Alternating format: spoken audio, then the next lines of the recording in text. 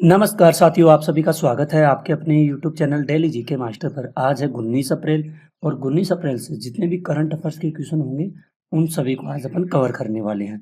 तो साथियों, चैनल पर पहली बार आए हो तो चैनल को सब्सक्राइब कर लीजिए, बेल आइकन को ऑन कर लीजिए और वीडियो को लाइक शेयर कीजिए ताकि उन सभी दोस्तों भाई बहनों के पास यह वीडियो पहुँच सके जो कंपटीशन की तैयारी करते हैं और पर्सनली करंट अफेयर्स की।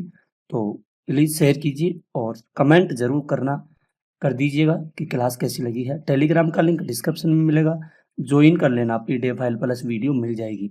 यह क्लास आपके लिए UPSC, SSC, CGL, GD, CHSL, 10+2 bank और RRB, NTPC, ALP, group D, railway के लिए, अदरवाइज कोई से भी एग्जाम हो सभी के लिए इम्पोर्टेंट है।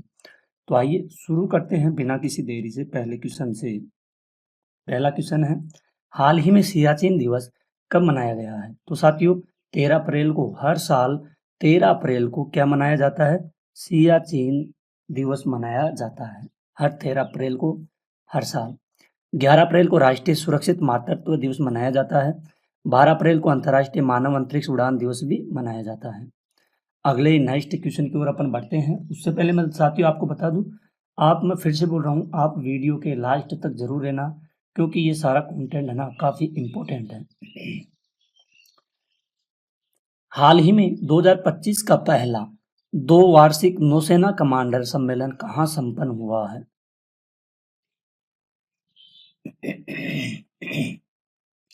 तो साथियों, पहला 2 वर्षीय नौसेना कमांडर सम्मेलन संपन्न हुआ है 2025 में और ये संपन्न कहाँ पर हुआ है साथियों? नई दिल्ली में इसको संपन्न किया गया है। इसको जरूर ध्यान में रखना क्योंकि क्वेश्चन काफी इम्पोर्टेंट है। ठीक है, नेक्स्ट क्वेश्चन की ओर बढ़ते हैं अपन।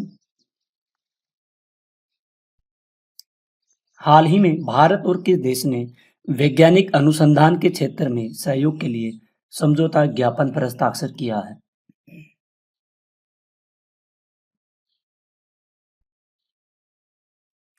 तो साथियों, भारत और दूसरा देश कौन सा है जिन्होंने समझौते ज्ञापन पर हस्ताक्षर किया गया है? तो ये आता है साथियों इटली। कौन सा आता है? इटली देश है। हाल ही में इटली और भारत दोनों ने मिलके एक वैज्ञानिक अनुसंधान क्षेत्र में सहयोग के लिए समझौते पर ज्ञापन पर हस्ताक्षर किए गए हैं। यह समझौता कब हुआ है? 11 अप्रैल को। कब हुआ है? 11 अप्रैल को यह समझौता हुआ है और यानी कि 11 अप्रैल 2025 को। कहाँ पर हुआ है? ये दिल्ली में इटली की विश्वविद्यालय अनुसंधान मंत्री सुरी अन्ना मारिया, ठीक है, अन्ना मारिया बर्निनी की भारत की यात्रा के दौरान हुआ। भारत और इटली के बीच समझौते ज्ञापन अनुसंधान के क्षेत्र में सहयोग को मजबूत की दिशा में महत्वपूर्ण कदम है। यह समझौता दोनों देशों के बीच संयुक्त अनुसंधान परियोजना, ज्ञान साझा करने और क्षमता निर्माण के लिए मंच प्रदान करेगा। ठीक है, इम्पोर्टेंट क्वेश्चन है ये, इसको जरूर ध्यान में आप लोग रखिएगा साथियों। नेक्स्ट क्वेश्चन है, हाल ही में किस आईआईटी ने ओजोन प्रदूषण के कारण भारत के प्रमुख खाद्य फसलों में कमी की आशंका व्यक्त की है? तो साथियों, और इस प्रमुख खाद्य फसलें हैं, इसमें कमी की आशंका व्यक्त की गई है और ये कौन सी आईआईटी के द्वारा किया गया है? ये किया गया है साथियों आईआईटी खड़गपुर के द्वारा।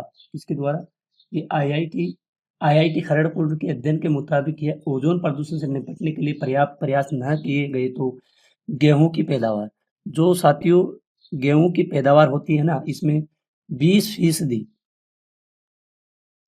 20% जबकि धान और मक्का की पैदावार में 7% की गिरावट आ सकती है।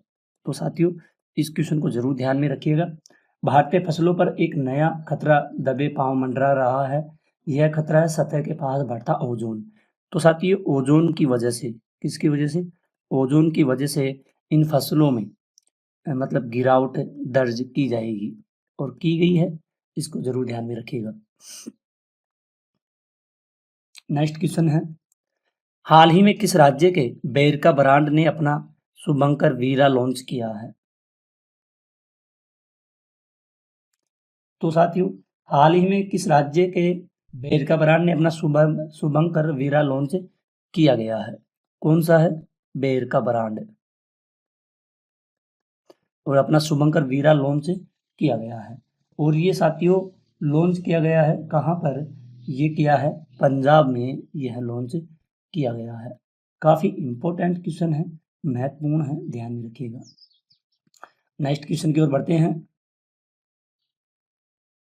हाल ही में फरवरी 2025 में भारत की प्रौद्योगिकी उत्पादन वृद्धि दर कितने प्रतिशत रही है?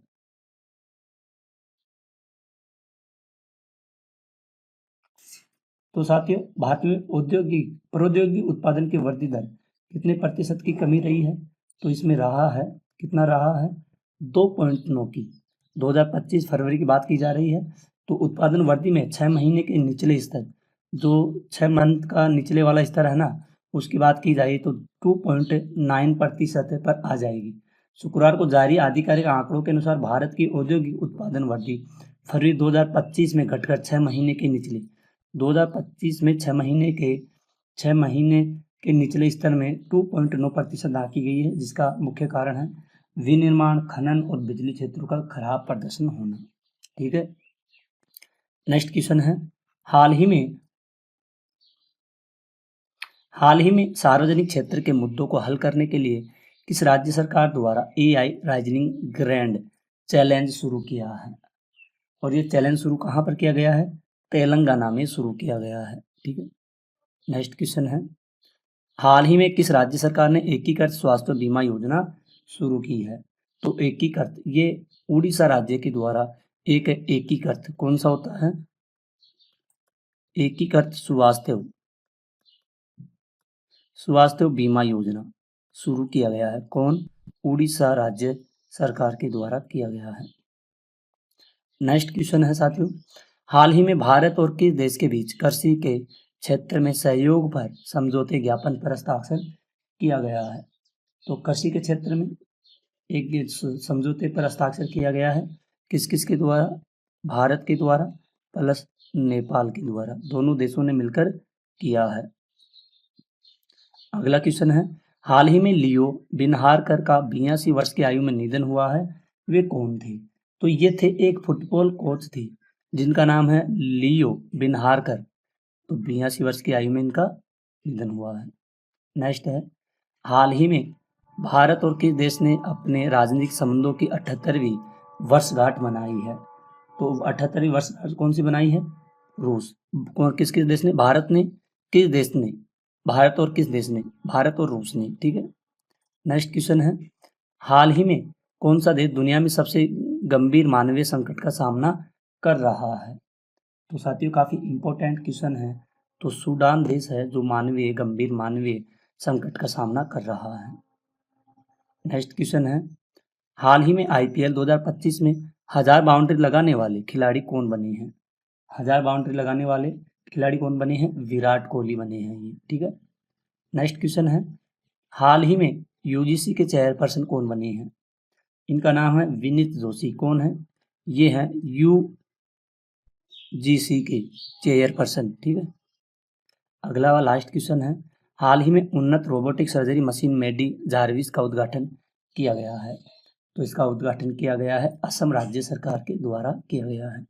तो साथियों आज के क्वेश्चन आपके हो चुके हैं। अब पढ़ते हैं आगे, कुछ इंपॉर्टेंट पॉइंट है जो हम डेली लेकर के आते हैं क्वेश्चन के साथ साथ, तो इनको भी कवर कर लेते हैं। आइए, हर साल 19 अप्रैल 2025 को पूरे विश्व में विश्व लीवर दिवस मनाया जाएगा और 19 अप्रैल को साइकिल दिवस भी मनाया जाएगा।